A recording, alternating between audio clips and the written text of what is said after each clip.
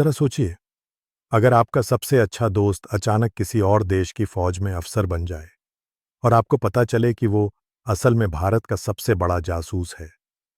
ये कोई फिल्म की कहानी नहीं, ये है एक असली जासूस की दास्तान, आर्यन मेहता की कहानी, जिसने पाकिस्तान की फौज में घुसकर इतिहास रच दिया।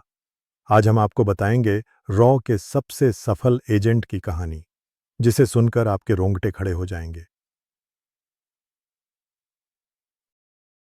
नमस्कार दोस्तों, स्वागत है आपका केके की कहानियां में, जहां मैं आपको सुनाता हूं कुछ सत्य से प्रेरित और कुछ फिक्शनल कहानियां।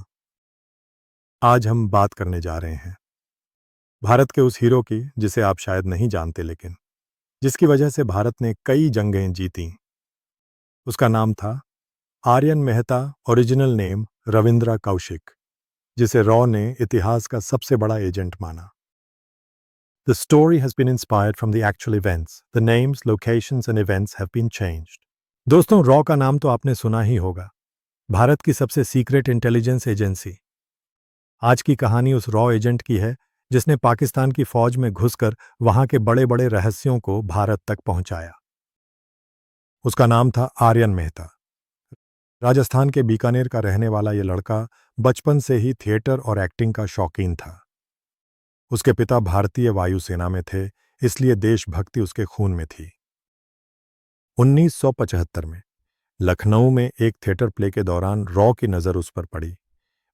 प्ले में आर्यन एक भारतीय सैनिक का रोल कर रहा था, जो दुश्मन के कब्जे में होने के बावजूद अपना राज नहीं खोलता। रॉ के अधिकारियों को वही दमखम आर्यन में नजर आया जिसकी उन्हें तलाश थी। रॉ में भर्ती कोई डायरेक्ट तरीके से नहीं होती। आप रॉ को नहीं चुनते, बल्कि रॉ खुद आपको चुनती है। इंडिया, पाकिस्तान बॉर्डर के पास के शहरों के लोग रॉ की पहली पसंद होते हैं, क्योंकि उनका रहन सहन पाकिस्तान के जैसे होता है। आर्यन को दिल्ली बुलाया गया और शुरू हुई एक लंबी ट्रेनिंग। उसे उर्दू लिखना पढ़ना सिखाया गया, इस्लामिक किताबें पढ़ाई गईं, यहां तक कि उसका खतना तक करवाया गया ताकि वो पूरी तरह मुसलमान लगे। उसे पाकिस्तान का इतिहास, भूगोल सब पढ़ाया गया। हथियार चलाने से लेकर कोड वर्ड्स तक सब सिखाया गया।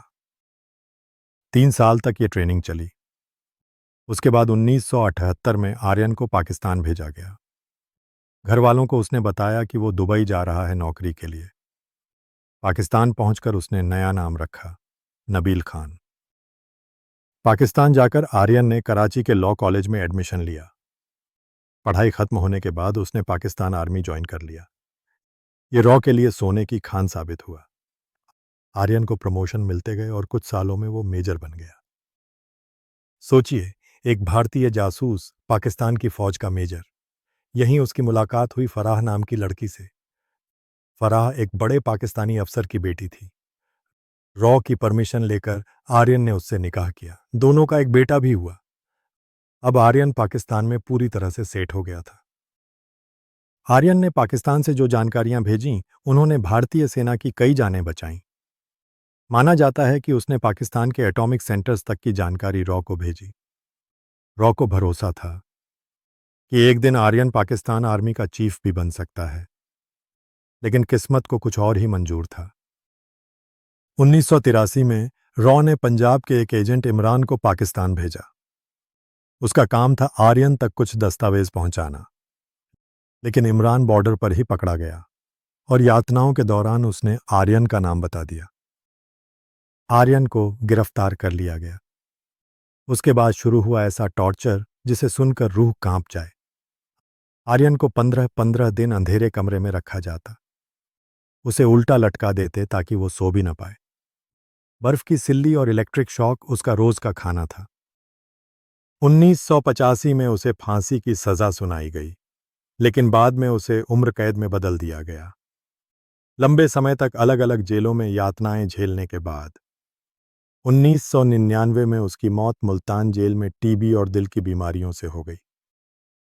आज भी रॉ के इतिहास में उनका नाम सुनहरे अक्षरों में लिखा है। दोस्तों, ऐसी कहानियां हमें ये सिखाती हैं कि असली हीरो वो होते हैं जो बिना किसी क्रेडिट के देश के लिए सब कुछ कुर्बान कर देते हैं। अगर आपको यह वीडियो पसंद आए तो लाइक, शेयर और सब्सक्राइब करना ना भूलें। मिलते हैं अगले वीडियो में। Till then, stay safe. सीम